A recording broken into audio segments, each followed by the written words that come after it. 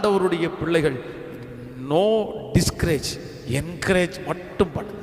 எல்லாரையுமே எப்பவுமே ஆண்டவருடைய பிள்ளைகள் இதை செய்வீர்களே ஆனால் உண்மையிலே நான் நம்புகிறேன் ஆண்டவர் உங்கள் குடும்பத்திற்கு பெரிய ஆசீர்வாதத்தை கொடுக்கறதற்காக வல்லவராக இருக்கிறார். ஆமேன் சொல்லுங்கள். கைகளை உயர்த்தி ஒரு ஹல்லேலூயா சொல்லலாமா? நீங்கள் உங்களுக்கு எல்லாருக்குமே தெரியும்னு நான் நம்புகிறேன். நிறைய பேர் புத்தகத்தில் கூட வாசிச்சிருப்பீங்க. இந்த கைவிளக்கு ஏந்திய காரிகை அப்படின்ற நைட்டிங்கேல் அம்மையார், அவங்கள குறித்து நீங்கள் நிறைய பேர் புத்தகத்தில் கூட படிச்சிருப்பீங்கன்னு நினைக்கிறேன்.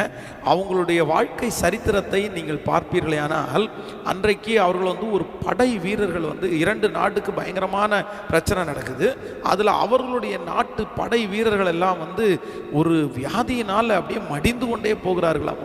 இப்போது அந்த வியாதியில் மடிஞ்சிட்டு போகிற அவங்களுக்கு மெடிசன் வாங்குறதற்காக போகணுன்னா